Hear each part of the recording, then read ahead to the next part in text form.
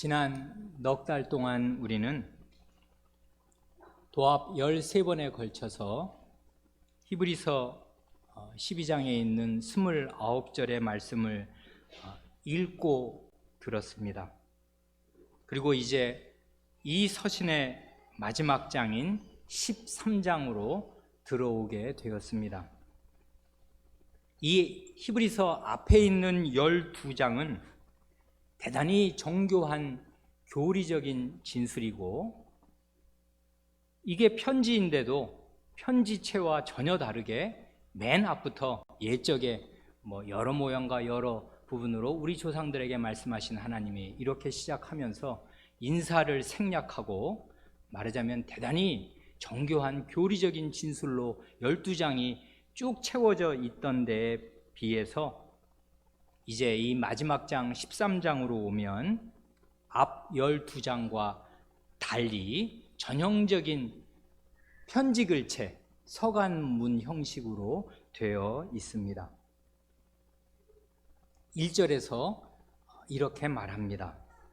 형제 사랑하기를 계속하라고 권합니다. 세 가지를 말씀드리고 싶습니다. 제일 먼저 이 권유의 문맥을 생각하면 좋을 것입니다. 곧 어떤 문맥에서 형제 사랑을 권하는가 하는 것입니다. 자연히 앞으로 갈 수밖에 없는데 바로 앞에 그 12장 맨 마지막을 어떤 말로 끝마쳤는가 할 때, 경건함과 두려움으로 하나님을 기쁘시게 섬기라고 하고, 우리 하나님은 소멸하는 불이심이라 하였습니다. 그러니까 하나님을 경외하고 하나님께서 받으실 만한 예배를 드리라 하고 말하고 나서 바로 뒤이어서 형제 사랑을 권하는 것입니다. 그러니까 자연히 이런 흐름에서, 옛날에는 장구분이 없는 거지 않습니까? 이게 그냥 쭉 이어지는 편지란 말입니다. 이런 자연스러운 흐름, 그 앞뒤 문맥에서 우리가 알게 되는 것은 하나님을 경외하는 것과 형제를 사랑하는 것은 딱 붙어 있고 함께 간다, 그것입니다. 그러므로 우리가 이렇게 매주일 하나님을 경외해서 참되게 예배드린다면은, 하나님을 기쁘시게 하는 예배를 참되게 드리고 있는 사람이라면은 반드시 또한 형제를 참되게 사랑하여야 마땅할 것입니다. 보는 바 그 형제를 사랑치 아니하는 자가 보지 못하는 바 하나님을 사랑할 수 없느니라 하신 요한일서 4장 20절 말씀이 과연 참말입니다. 그리고 그 역도 성립합니다. 말하자면 형제를 참되게 사랑하려면은 반드시 하나님을 참되게 경외하면서 그분을 기쁘시게 하는 예배를 드리고 있어야 합니다.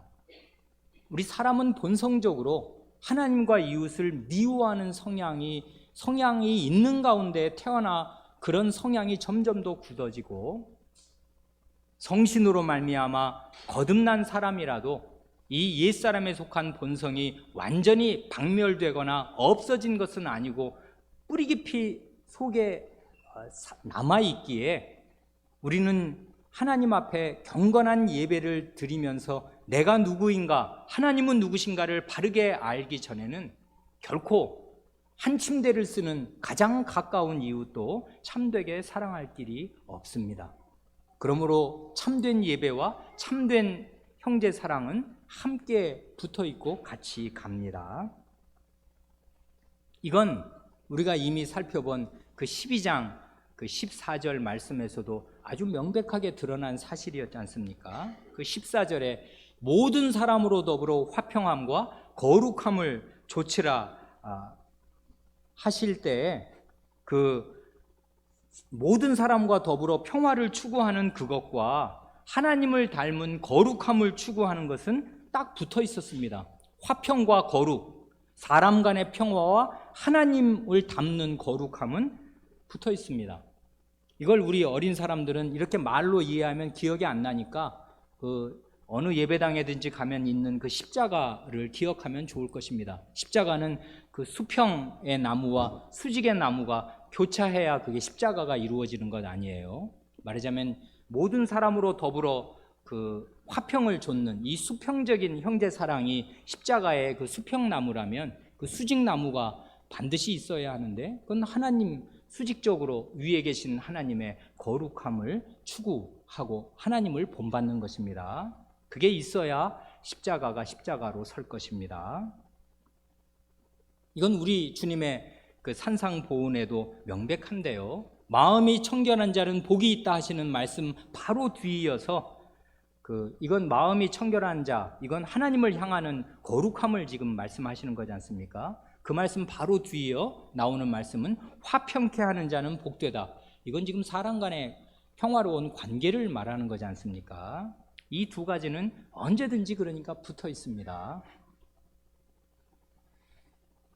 이렇게 이 문맥에서 아주 분명한 사실은 하나님을 사랑하고 경외하는 것과 형제 사랑은 붙어 있다, 그것입니다.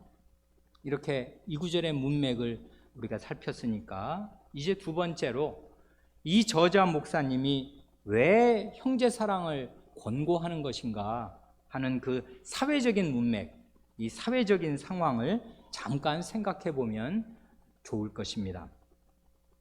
형제 사랑하기를 계속하라, 지속하라는 형제 사랑 안에 머물러 있어라 하는 말에서 알 수 있듯이 이 편지를 받는 회중이 아예 형제 사랑을 하나도 안 한 것은 물론 아니었습니다. 그 전에 보면 형제 사랑을 이미 나타낸 사실을 적시하였습니다. 그렇지만은요, 현실이 계속 어렵고요, 앞날이 계속 불투명해지면은 어느 만큼 가다가 형제 사랑을 중단하기가 쉬운 것도 사실입니다. 곳간에서 인심난다지 않습니까? 곳간이 텅 비고 자기가 앞가림하기가 어려워지면 아이고 형제고 뭐고 나부터 살아야지 하고 본능적으로 그 자기 생존의 욕구가 모든 걸 뒤덮어서 형제 사랑 안에 머무르기가 어렵게 되는 것입니다. 그래서 이 회중은 형제 사랑하기를 멈추지 말고 계속하라는 권고를 받을 필요가 있었습니다. 상황이 어렵기에 이런 권고가 더 적실한 것입니다.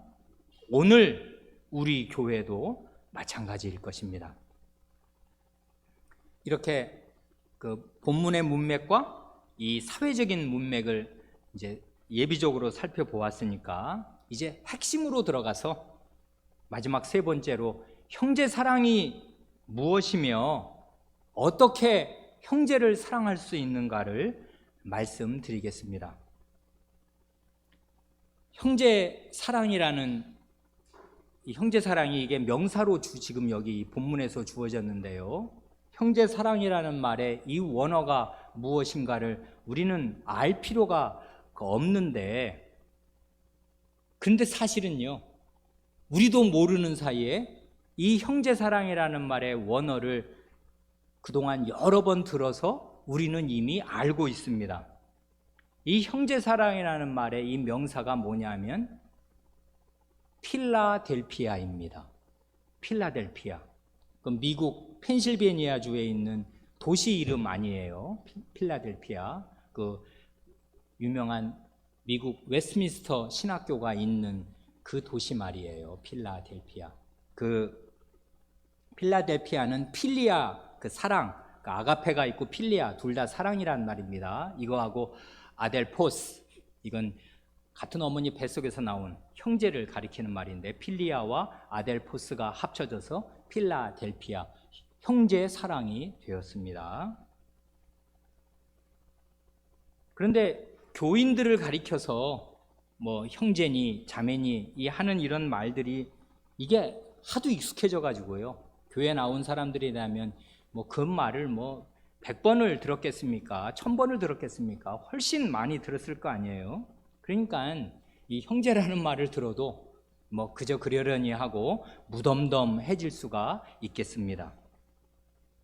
그렇지만은요, 우리가 어떻게 해서 형제가 되었는가 하는 것은 이건 생각하면 생각할수록 심오한 일이 아닐 수가 없습니다.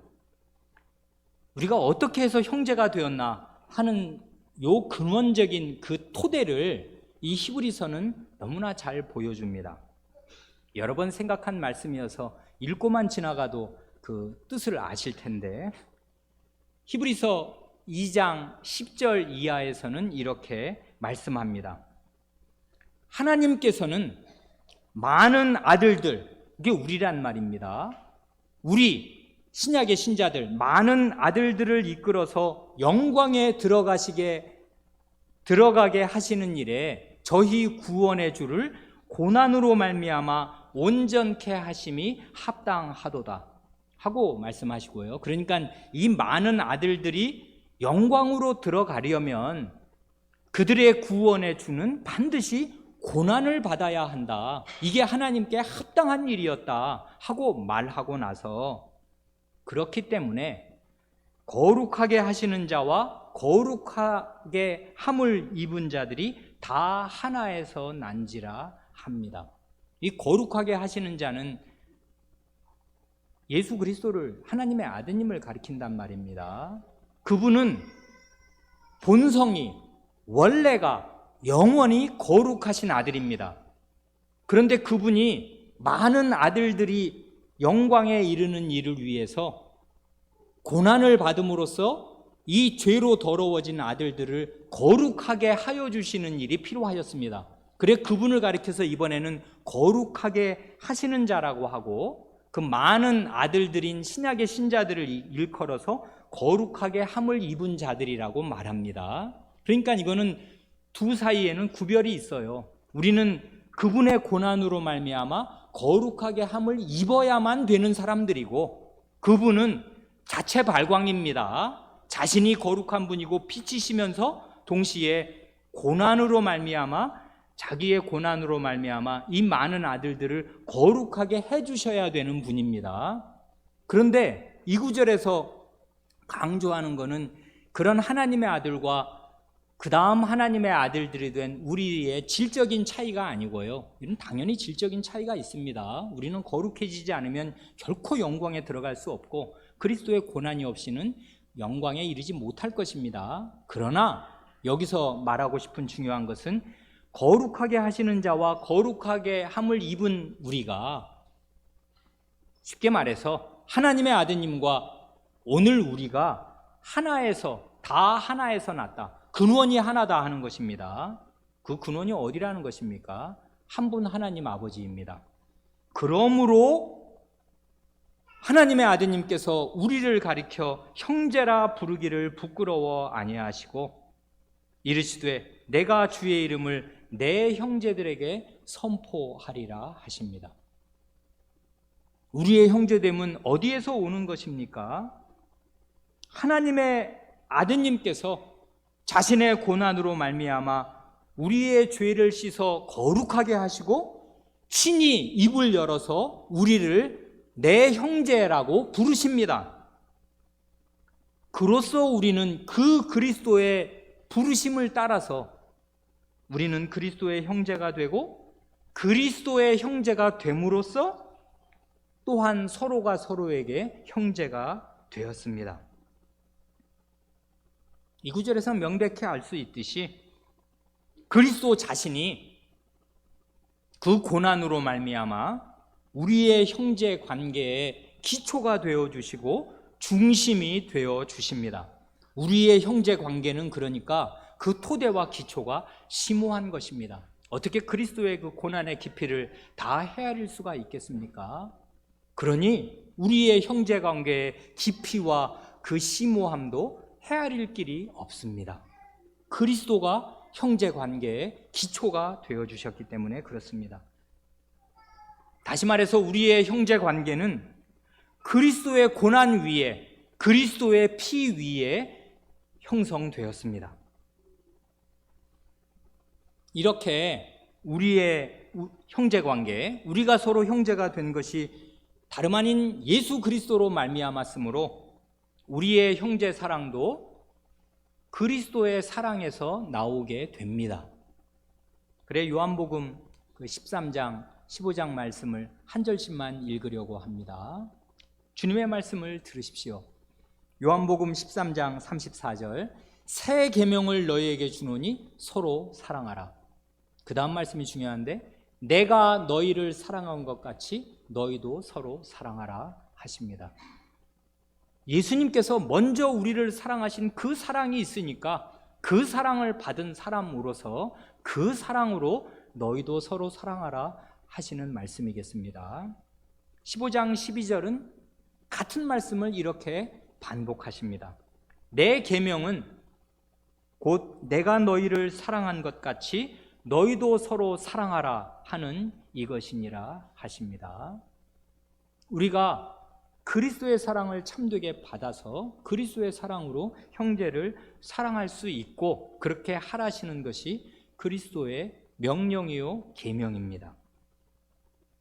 그러니 오직 그리스도의 사랑이 우리 형제 사랑의 근원이요 원동력이며 목표입니다. 우리의 사랑은 그 그리스도의 사랑의 분량에 이르지 못할 때까지는 결코 쉬지 않을 것입니다.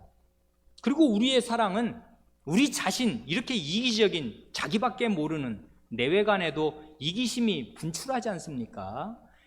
이렇게 이기적인 우리가 그리스도의 사랑으로 사랑할 수 있게 하기 위해서 그리스도께서 자기의 피로 사랑을 우리 각 사람의 마음에 쏟아 부으셨습니다. 오직 그리스도의 사랑이 이 형제 사랑의 근원이요 원동력입니다. 그러니까요, 우리가 참되게 형제를 사랑하지 못한다면은 그 원인은 다음 둘 중에 하나일 것입니다. 아직 이 그리스도의 사랑이 무엇인가를 제대로 받아본 적이 없고 깨달아 본 적이 없으니까 그런 사람은 형제를 사랑하려야 사랑할 길이 없습니다. 그가 하는 것은 신사숙녀의 체면치레일 뿐입니다. 사람이 짐승이 아니니까 낯선 사람이든 아는 사람이든 그 정도 사람 구실은 할 줄을 압니다. 그런 건 형제 사랑 아닙니다. 그런 건 그리스도의 사랑 아닙니다. 이 형제 사랑은 그리스도의 사랑을 깨닫고 누리고 받은 사람만 할 수 있는 그런 사랑입니다. 그래, 그리스도의 사랑을 받아본 일이 없거나 참되게 깨닫지 못한 사람은 형제 사랑 못합니다.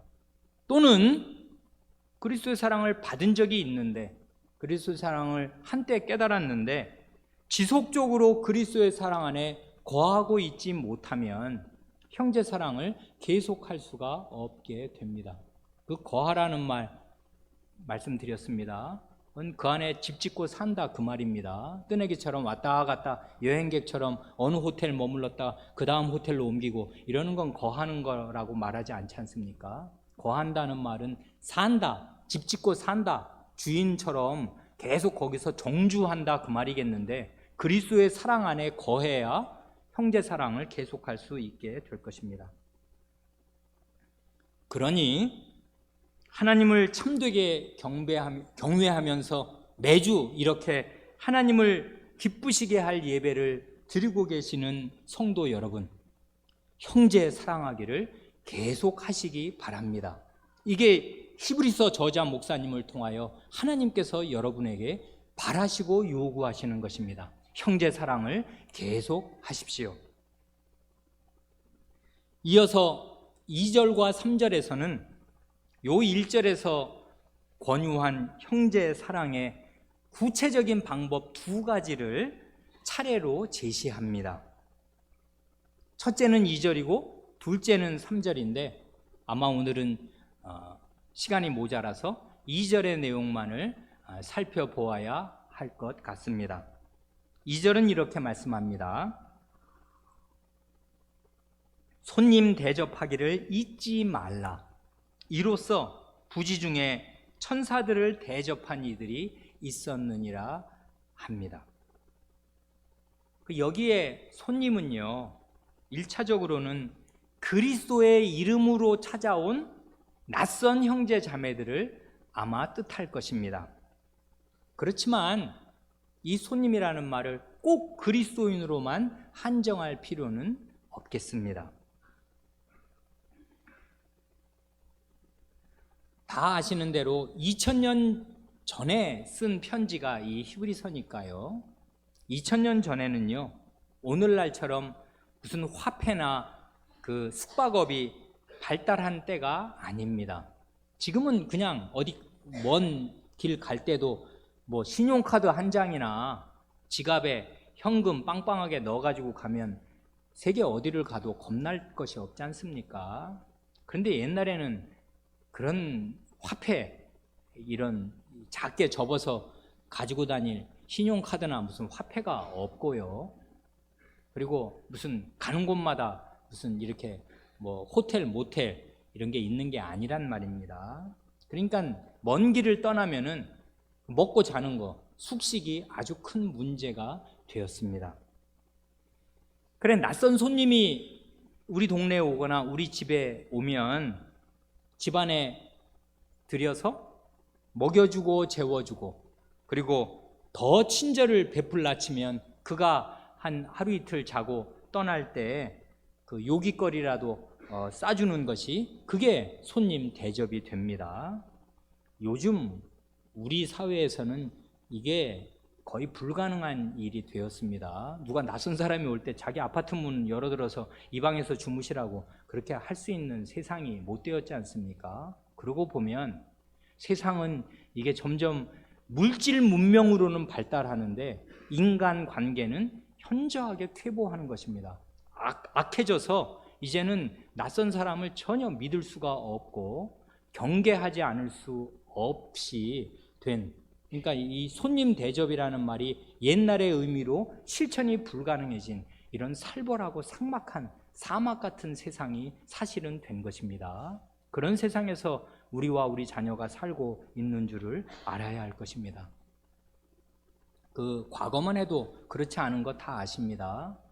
조선시대 100년 전만 해도 그 어느 그 과거 시험 보러 어디 이렇게 갈 때 말이에요. 주막에서 묵기도 합니다만은 그렇지 않으면 그 동네에서 제일 잘 사는 집에 가서 이리 오너라 하면 하인이 나와서 문 열어주고, 그러면 그 행랑채에서 잠 잘 수 있게 해주고요. 그리고 저녁에 그 머슴들과 함께 밥 먹을 수 있게 기본적인 밥과 반찬 내어주는 것입니다. 그게 동네의 인심이었고 다 그렇게들 살았는데, 그런 건 소설 속의 이야기, 역사 속의 이야기가 되고 말았습니다. 우리는 정말 손님 대접이 무슨 말인지를 알 수가 없고 실행하기가 어려운 그런 희한한 세대에서 살고 있습니다. 이런 손님 대접은요, 내가 남에게 일방적으로 베푸는 사랑이지 그에 대한 보답을 받을 가능성은 대단히 희박한 것입니다. 그렇지 않습니까? 손님이 언제 다시 그 나를 찾아와서 옛날에 신세진 거 감사하다고 뭘 갚을 수 있는 게 아니란 말이에요. 돈이 없잖아요. 그러니까 뭐 화폐가 없으니까 뭘 몇 달 동안 걸려서 뭘 물건을 들고 싸워야 되는데 오는 사이에 다 상할 거 아니에요. 그러니까 뭘 갚으려야 갚기가 어려운, 그러니까 손님 대접하라 하시는 말씀은 일방적으로 말하자면 되돌려 갚음을 받을 길이 없는, 보상과 보답을 바라지 말고 베푸는 그런 사랑을 하는 것입니다. 여기서도요, 아까 1절에서 형제 사랑하기를 어떻게 하라 하였습니까? 계속하라 하였지 않습니까? 왜 그래요? 형제 사랑을 멈출 위험 가운데 지금 처해 있으니까 이렇게 하였는데, 손님 대접하기는 어떻게 하라 하십니까? 잊지 말라 하십니다. 잊어버린 상태로 계속 잊지 말아라, 그런 뜻입니다. 이게 직역을 하면. 그러니까 이 대대적인 핍박 국면에 처해서요, 이 히브리서의 회중이 자기도 먹고 살기가 힘들어지니까 낯선 사람에게 친절을 베풀기는 더더욱 어렵고요, 그런 건 아예 잊고 살기가 쉽게 되었더라, 그 말입니다.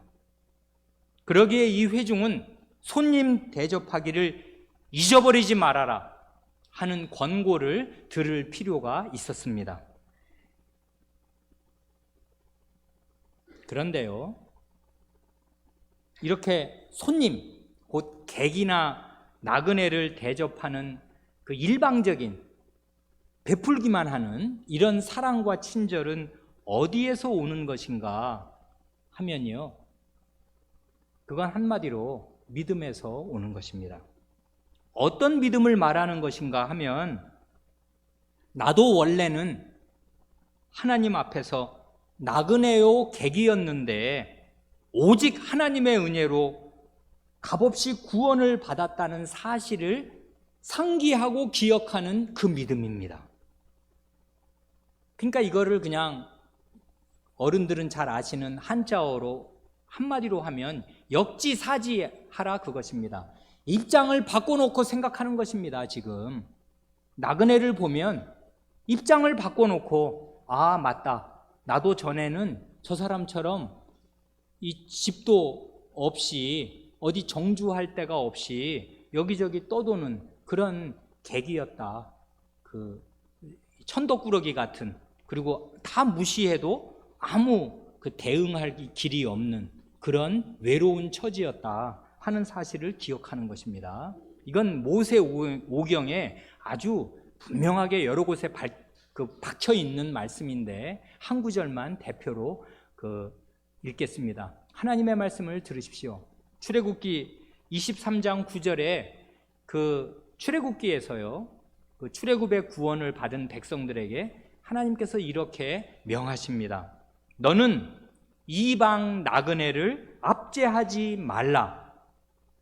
이건 명령인데 그 이유를 하나님이 대십니다. 너희가 애굽 땅에서 나그네 되었은즉 나그네의 정경을 아느니라 하십니다. 사실은 애굽 땅에서 이스라엘 사람들이 떠도는 건 아니고 고센 땅을 중심으로 애굽 땅에서 정주하고 살았습니다마는 애굽 땅 생활 전체를 나그네라고 표현합니다. 맞습니다. 그 나라 주인으로 산 거 아니거든요. 노예로, 나중에는 노예로 전락해서 노예로 사니까 천덕꾸러기였고 함부로 대하면 함부로 대하는 사람이어서 그 땅에 살면서도 자기 집이 아닌 나그네로 산 것입니다. 불쌍하게 산 것이라고요. 힘없고 가여운 상태로 애굽에서 살았으니 그런 상태에 있는 너희를, 무방비로 있는 너희를 내가 오직 은혜로 구원해 주었으니 너희도 너희의 과거 형편을 생각하라 그것입니다.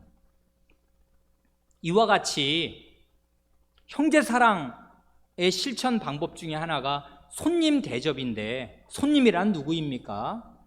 그 유명한 사람 우리 집에 오는 것입니까? 그거 아니고요, 무시해버려도 될 것 같은, 그냥 오면 오는가 보다, 가면 가는가 보다, 알아서 하라지, 가는 사람 안 말리고 오는 사람 거절하지 않는다, 왔다 아무렇게나 있다 가라, 이렇게 무덤덤하게 대하기 쉬운 그 힘없는, 그 외로운 그런 사람들 말입니다.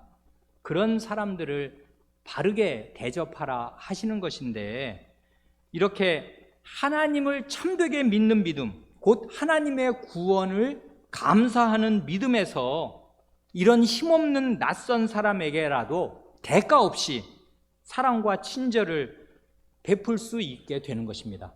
그러니까 손님 대접에 나타나는 형제 사랑은 어디에서 오는 것인가 하면 이게 믿음에서 오는 것이라고요. 하나님의 구원, 역지사지할 수 있는 그 생각할 수 있는 힘, 자기가 원래 누구였나, 내가 어떤 상태에서 하나님의 은혜를 받았나를 기억하고 잊지 않을 때 전혀 내게 보답을 할 수 없는 그런 힘없는 사람에게라도 사랑을 베풀게 되는 것입니다. 이번에 신학교의 수학 여행단이 모두 30명이었는데요. 그 30명이 독일 하이델베르크에 갔습니다. 그 하이델베르크 요리문답이 작성된 곳 말이에요. 그 하이델베르크 성의 프리드리 3세가 그 밑에 있는 성 밑에 있는 성신교회 그 설교자 올레비아누스, 그리고 그 대학의 교수였던 우리시누스, 이런 분들을 중심으로 말하자면 우리가 애송하는 그 하이델베르크 요리문답이 작성한 작성된 거 아니에요. 그 하이델베르크 성 그 밑에 이제 네카 강이 흐르고 그 강 바로 맞은편에 그 성과 맞은편 자리에 그 개혁교회, 작은 개혁교회가 하나 있어서 그 독일에 있는 개혁교회에서 우리 일행이 주일 예배를 드렸습니다.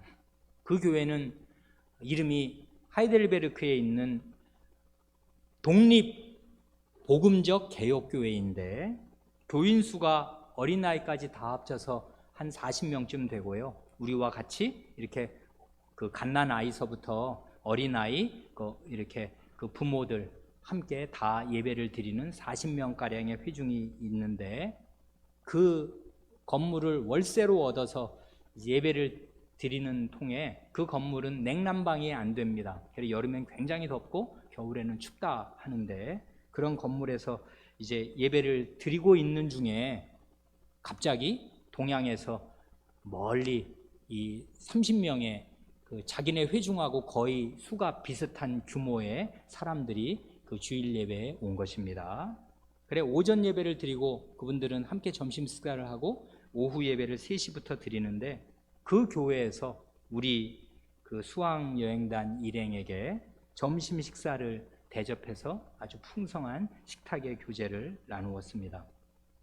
이런 게 손님 대접 가운데 하나입니다.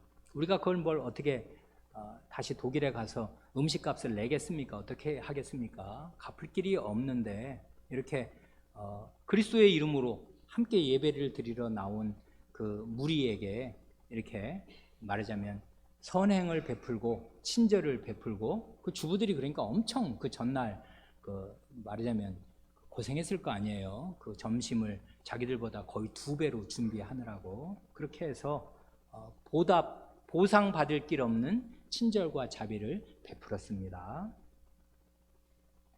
그런데 특이하게 이 손님 대접하기를 잊지 말아라. 가난하든 먹고 살기가 어렵든 각박해지더라도 손님 대접하기를 잊어먹으면 안 된다 하고 권유하면서 그 2절 하반절에 그 이로써 부지 중에 천사들을 대접한 이들이 있었느니라 하는 말을 덧붙임으로써 이 히브리서의 회중을 격려합니다. 이 부지 중에 자기도 모르는 사이에 천사들을 대접한 이들, 이 사람들은 아마도 이건 창세기 18장에서 우리가 오늘 본문으로 읽었잖아요. 아브라함이 3사람의 낯선 나그네를 후히 대접한 일을 염두에 두고서 하는 말일 것으로 생각됩니다. 그 3손님 가운데 한 분은 우리가 아는 대로 사람의 모습으로 임하신 여호와 하나님이셨고 나머지 둘은 그 여호와 하나님의 사자, 그러니까 천사들이었습니다. 그런데요, 맨 처음에 그 아브라함이 그 모든 그 정황을 순식간에 그 파악한 것은 아니었을 것입니다. 저건 하나님하고 두 천사를 대동하시고 지금 오신 거구나 하고 안 것이 아니었습니다. 왜 그러냐면 여기 히브리서 저자가 그러잖아요. 부지 중에 모르는 사이에 천사들을 대접하였다 그렇게 말한단 말입니다. 그래 이 18장을 잘 보면 낯선 사람, 낯선 나그네, 이 객을 대하는 이 모습에서 아브라함의 아주 몸에 그냥 체질화되어 있는, 몸에 배어 있는 그 겸비함과 관대함을 잘 볼 수 있습니다. 이게 바로 신앙 인격이라고요. 이건 그냥 아는 사람끼리야 체면이 있으니까 어떻게 행할 수 있는 거지만 그게 아니고 이건 전혀 모르는 사람이 갑자기 자기 집에 찾아왔는데 이렇게 갑자기 대하는 것입니다. 평소에 있던 신앙 인격이 그 겸비하고 관대한 모습으로 이렇게 배어 나옵니다. 어떻게 해요? 여기 보면 아브라함이 창세기 18장 2절 그 하반절을 보면 그들을 보자 낯선 3사람이 저 앞에서 옵니다. 이 사람은 지금 장막문에 자기 집 텐트에 이제 그땐 다 텐트 치고 사는 거 아니에요? 앉아 있었는데 이 낯선 3사람이 이렇게 오니까 용수철처럼 그 자리에서 일어납니다. 곧 장만문에서 달려나가. 보자마자 이건 그러니까 뭐 생각할 겨를이 없는 거죠. 손님들이 저건 우리 집 식구들이 아닌 건 탁 보면 아는 것이고, 낯선 사람들이 지금 여기는 일종의 거기가 이제 말하자면 초원이면서 그게 광야도 많고 그런 곳 아닙니까? 거기 있는데 낯선 사람들이 세 사람이 차고 오니까 달려나갑니다. 뛰어나간다고요. 뛰어나가서 그 다음 말 영접하며 몸을 땅에 굽힙니다. 뭐 어떻게 하는 것입니까? 손님을 맞아들이면서 엎드려 절하는 거예요. 이게 고대 근동의 풍습이기도 한데 모든 사람이 다 이런 건 아닙니다. 나중에 그 부자 동네 소돔에 가보면 그 정황을 우리가 알지만 이게 다 이러는 게 아니라고요. 이 아브라함은 근데 그 낯선 사람들에게 몸을 땅에 굽혀 절합니다. 그러고 나서 그들을 주인으로 높이고 자신은 종으로 자처합니다. 그러니까 말과 행동이 딱 일치돼서 나타나잖아요. 종은 주인 앞에 엎드려 절하는 것이고, 그렇게 절하는 태도를 취하면서 말을 이렇게 한다고요. 내 주여, 자기의 주인이랍니다. 원컨대 종을 떠나 지나가지 마옵시고, 그렇게 3절에서 말하고 5절 하반절도 당신들이 종에게 오셨음이니이다 합니다. 나는 당신들의 종이고 당신들은 이 집안의 주인들이시니까 오셔서 제가 발 씻을 물 갖고 올 테니, 그때는 다 그 사막에서 돌아다니면 발이 더러워지니까 손님 대접의 첫 번째는 가장 낮은 하인이 그 손님의 발을 씻겨드리는 것이고요. 그래서 이제 더러워진 발을 씻고, 당연히 손도 씻고, 그러고 나서 이제 음식을 먹는 것입니다. 그러고 나서 아주 그 인상적인 장면이 8절 하반절입니다. 나무 아래 모셔 섬에 그들이 먹으니라 합니다.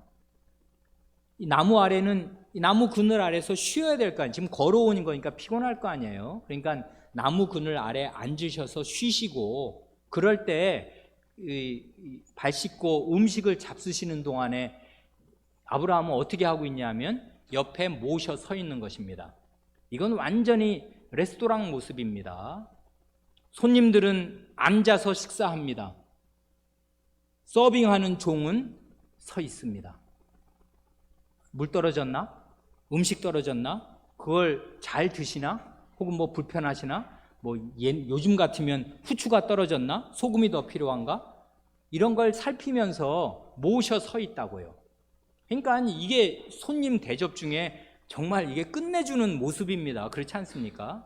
보자마자 일어나서 달려나가서 영접하면서 엎드려 절하고, 공손히 말씀드리면서 주인 대우를, 손님인데 마치 주인은 자기고 손님이니까 저 하인, 말단 하인 불러서 야, 저 손님들 왔으니까 한 상 차려들어라 이렇게 한 게 아니란 말입니다. 그건 우리 조선시대에 그렇게 하는 것이고, 여기 고대 근동은 이렇게 굉장한 그 예우를 낯선 사람인데 갖추는 것입니다. 그래 모셔 서서 그분들이 식사하는 것을 지켜보는 종의 자세를 취하였습니다. 이렇게 손님을 대접하면서 손님 대접하기를 잊지 않았던 99살의 아브라함은 그 손님들에게 자기가 베푼 것보다 훨씬 더 좋은 100배, 1000배나 더 좋은 선물들을 많이 받게 됩니다. 이런 걸 보고 되로 주고 말로 받는다 하는 말이 생각납니다. 우리 어린 사람들은 되가 뭐고 말이 뭔지 그걸 잘 모르죠. 옛날 재는 쌀 재는 단위가요, 열되가 한 말입니다. 대박, 이 열되를 이렇게 하면 한 말이 된단 말이에요. 쌀 한 말. 그러니까 이 되로 주고 말로 받는다는 말은 10분의 1 주고 그 10배로 받는다 그 말이겠는데, 정말 아브라함은 되로 주고 말로 받았습니다. 어떻게 되었습니까?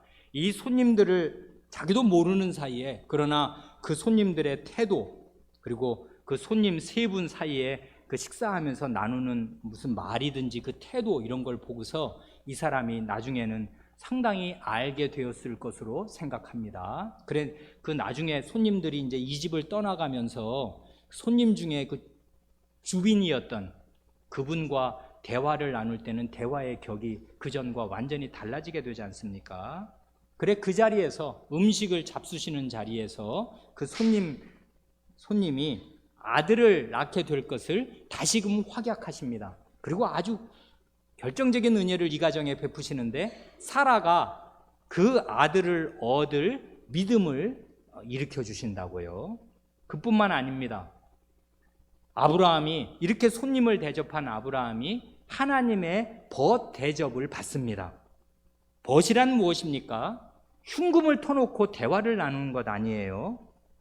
그래, 이 두 종인 사자들은 앞서 보내놓고 그 하나님하고 아브라함하고 1대1로 그 아마도 마주 서서 아주 중대한 대화를 하나님으로 더불어 나누게 됩니다.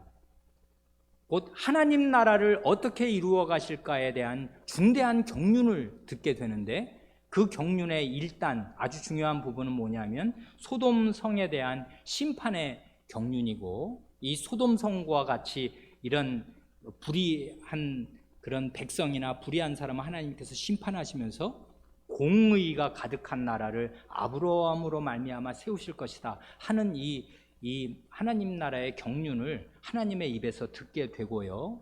그뿐만 아니라 그렇게 하나님의 경륜을, 소돔성에 대한 심판의 경륜을 들었을 때 그 성에 있는 자기 조카 롯도 생각하면서, 롯의 식구들을 생각하면서 그 일을 위해 중보기 기도를 드리게 됩니다. 이렇게 됨으로써 이 사람이 정말 하나님의 벗 대우를 받게 됩니다. 그 영광의 지존자와 그 흉금을 터놓고 대화를 오래 지속한다고요. 요즘 우리말로 하면 이게 바로 기도 아니에요. 기도를 하게 되었다 그 말인데, 이게 손님을 잘 대접한 아브라함에게 하나님께서 100배나 1000배나 더한 넘치는 후한 선물을 주셨습니다. 그런데 이제 그때 아브라함하고 하나님은 그런 대화를 나누시고, 대화를 마치자마자 하나님은 떠나서 하늘로 올라가셨고, 하나님의 심부름으로 소돔성에 간 그 두 천사는 그 성에서 아브라함의 조카 롯의 환대를 받게 됩니다. 그러니까 이게 정오쯤에 그 점심때 아브라함의 집에서 점심 대접을 잘 받은 두 천사는 그날 저녁은 롯의 집에서 대접을 받게 된 것입니다. 여기 창세기 우리가 읽은 그 19장 1절을 보면 거의 그 삼촌의 그 조카입니다. 아브라함이 그 세 낯선 손님에게 대했던 태도와 롯이 그 두 천사에게 대한 태도가 거의 비슷하다고요. 맨 처음에 천사로 알아본 것 아닐 것입니다. 그러면 천사로 알아봤으면 소돔 사람들이 함부로 그렇게 못했을 것 아닙니까? 그냥 사람, 낯선 나그네가 왔습니다. 근데 거기 보면 롯이 소돔 성문에 앉았다 그랬습니다. 이건 소돔 성의 장로급이다 이 말입니다. 성문은 아무나 앉는 거 아니고 성문은 재판 자리 아니에요. 성에서 롯은 그 세력이 주요한 사람이었습니다. 높은 사람이었다고요. 그래서 성문에 떡 앉아 있는데 자기 성에 낯선 사람이 오는 것입니다. 그러니까 그럼 성의 장로가 말이에요. 나그네가 오면 어서 오시오, 어디서 온 거요? 하고 무슨 신문하듯이 캐물을 수도 있고, 이렇게 저렇게 따져보고 어디 저기서 좀 가서 쉬시오 이렇게 얘기할 수가 있겠는데 안 그렇습니다. 여기 보면 똑같아요. 아브라함의 태도랑. 그들을 보고 일어나, 자리에서 일어난다고요. 원래 앉는 것은 높은 사람이 앉는 것이고 나그네는 당연히 서 있는 것인데 예의를 갖추는 것입니다. 손님을 보고 자리에서 일어납니다. 그리고 영접합니다. 아브라함하고 똑같잖아요. 땅에 엎드려 절합니다. 삼촌과 같습니다. 그리고 가로되 내 주여. 이게 겸비한 사람들의 말법이라고요. 손님들을 향해서 내 주여, 돌이켜 종의 집으로 들어와 발을 씻고 주무시고 일찍이 일어나 갈 길을 가소서 합니다. 아브라함하고 똑같지 않습니까? 그래, 롯은 나중에 베드로 후서 2장 7절에서 의로운 롯이라는, 의인이라는 칭호를 하나님의 성경 말씀으로 받습니다. 왜 롯이 의인입니까? 그가 한 일이 그 뒤에 보면 별로 잘한 일이 없는데요. 이 손님 대접을 하는 것을 통해서 그의 겸비하고 관대한 신앙 인격이 너무나 유감없이 발휘되었습니다. 아무 대가를 기대할 수 없는 사람들에게 이렇게 겸비하고 관대한 말하자면 친절을 베푼 것입니다. 이런 롯의 환대를 받은 두 천사가 롯의 가족을 멸망에서 건져주었습니다. 그러니까 아브라함뿐 아니라 롯도요, 손님 대접을 잘하고 나서 되로 주고 말로 받은 셈이 되었습니다. 저녁 한 끼 대접해주고 잠 자게 해준 것뿐인데 생명을 구원받았습니다. 가족의 생명을요. 우리 하나님께서는 관대한 손님 대접에 대해서 신앙 인격이 체질화된 상태로 믿음에서 나온 형제 사랑으로 베푼 그 친절을 결단코 잊지 않으시고 100배, 1000배로 훨씬 더 후하게 갚아주시는 분이심에 틀림이 없습니다. 냉수 한 그릇 대접받은 것 하나님이 결코 잊지 않으십니다. 자기 자신이 대접받은 것으로 하나님이 자기 치부책에 기록해 놓으시고 100배로 갚아주십니다. 그래서 히브리서 이 저자 목사님이 이런 말로, 봐라, 창세기를 읽으면 모를 수가 있나, 이렇게 부지 중에 이 천사들을 대접한 사람들도 있으니 이 손님 대접하기를 잊지 마십시오 하는 것입니다. 아무리 생활이 어렵고 각박할지 몰라도 손님 대접하시라, 그 말입니다. 왜 그러냐면 그때는 이제 이렇게 저렇게 그리스도인들이 이동을 해요. 피난을 가기도 하고요. 그리고 여행을 불가피하게 가야 될 때도 있습니다. 바울 사도나 누가 선교단 일행이 이런 식으로 여행을 해야 됐던 것 아니에요. 가는 곳마다 믿음이 있는 사람이 그를 접대하지 않으면 어디서 밥 먹고 다닐 수 있겠습니까? 이런 손님 대접이 그때는 꼭 필요한 시대였습니다. 여기에서 주의할 점이 한 가지 있습니다. 이 말씀을 드리고 말씀을 마치고 싶습니다. 여기 부지 중에 천사들을 대접한 이들이 있었다고 하니까 이 말을 오해해서 하나님 자신이나 하나님이 보내신 천사가 사람의 모습을 하고서 손님으로 우리 집에 온다면은 그런 일이 일어난다면야 아이고 나도 정성을 다해서 아주 극진하게 대접을 할 텐데 그런 일이 있어야 말이지요. 우리 평생에 언제 사람의 모습을 입고 오신 하나님 자신이나 천사들을 대접할 기회가 평생에 있겠습니까? 그런 거 겪어보셨습니까?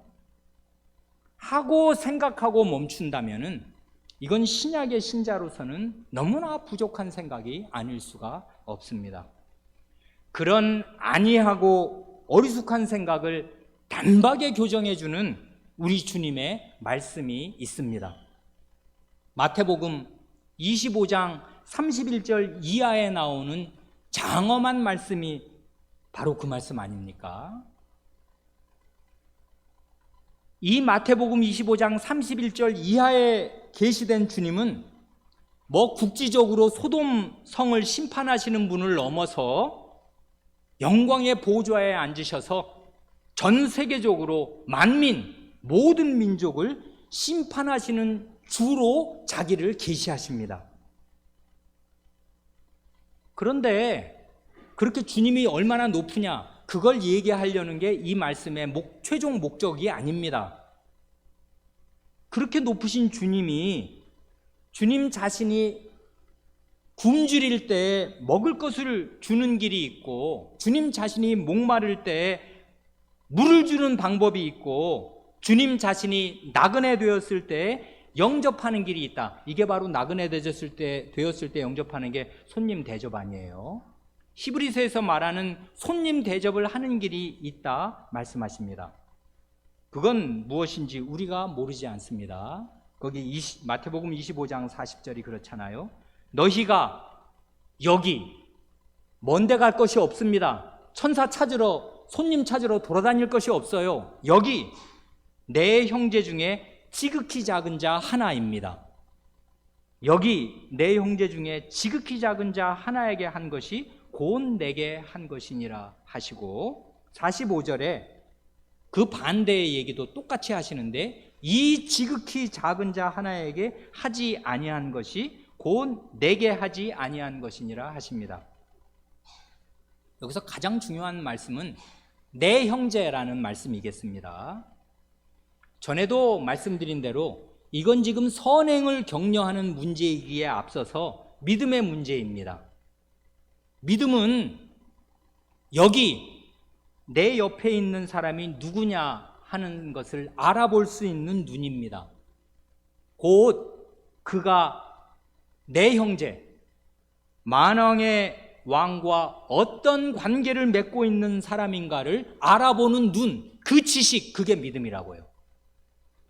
그러니까 그리스도가 누구이신가를 올바로 알고 믿는 그 참된 믿음에서 참된 사랑과 형제 사랑은 나오는 것입니다. 그리스도와 동급이라고요. 내 형제야. 그리스도께서 내 형제라고 말씀하셔요. 그리고 이 사람에게 한 게 곧 내게 한 거라고 이미 말씀하셨습니다. 이 말씀이 떨어졌어요.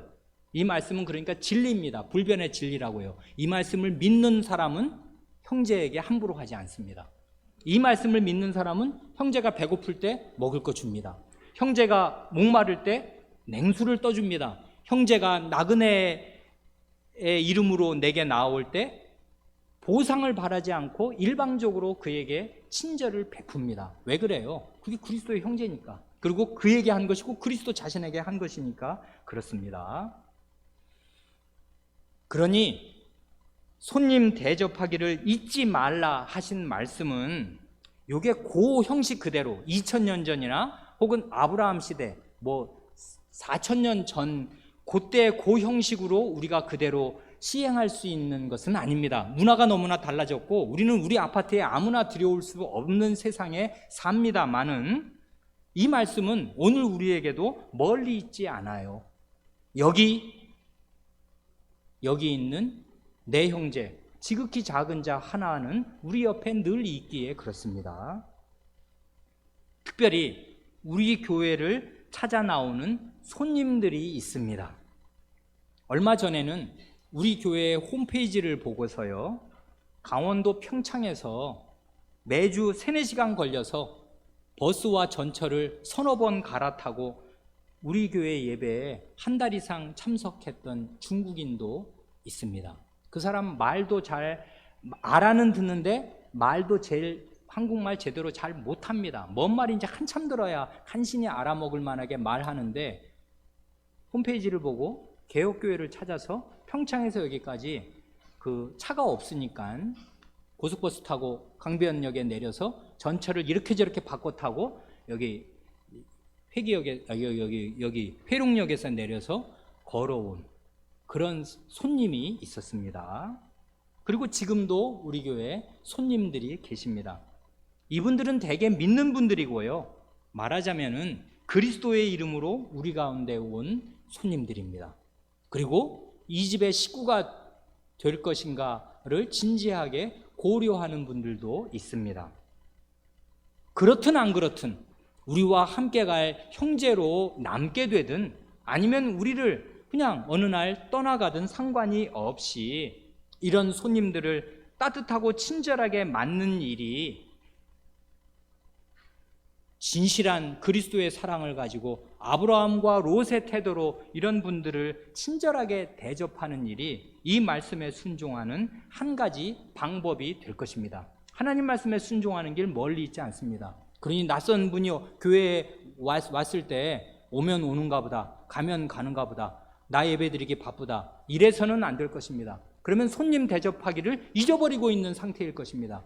그러지 않고 그 참된 그 예우하는 태도로 반갑게 맞고 따뜻하게 그 인간으로서의 최대 경의를 표하면서 대해야 마땅할 것입니다. 그가 그리스도인이기 때문에 그렇고 그리스도인이 아니라도 상관이 없습니다. 우리가 믿을 때 그러니까 믿는 상태로 구원받은 게 아니라 불신자인 상태에서 구원받은 거 아니에요. 나그네였을 때 구원받았단 말입니다. 역지사지하고 입장을 바꿔놓고 생각해서 우리의 나그네 된 때를 기억하는 그 믿음으로 형제 사랑을 베풀면 이 말씀에 순종하는 것이 될 것입니다.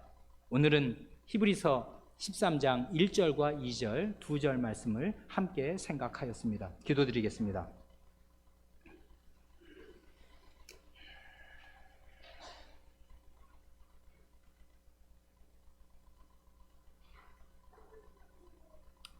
하나님 아버지, 히브리서의 저자가 하나님의 사도로서 신약의 신자들이 어떻게 장엄한 새 언약의 예배를 드릴 수 있는가를 충분히 알아들을 만하게 선언한 뒤에 경건한 경외심을 가지고 하나님께서 기쁘게 받으실 예배를 드리라 한 말에 이어서 형제의 사랑을 계속하고 손님 대접하기를 잊지 말라 권유하오니, 이 말씀을 저희가 하나님의 말씀으로 받고 힘써 순종할 수 있게 하여 주시옵소서. 그럼으로써 저희는 천사들을 대접하는 것을 넘어 그리스도께서 자기 자신과 완전히 동일시하시는 그리스도의 분신들, 그리스도의 형제들을 늘 대접하고 삶으로써 그리스도 자신을 대접하는 사람들로 이 인생길을 살게 하여 주시옵소서.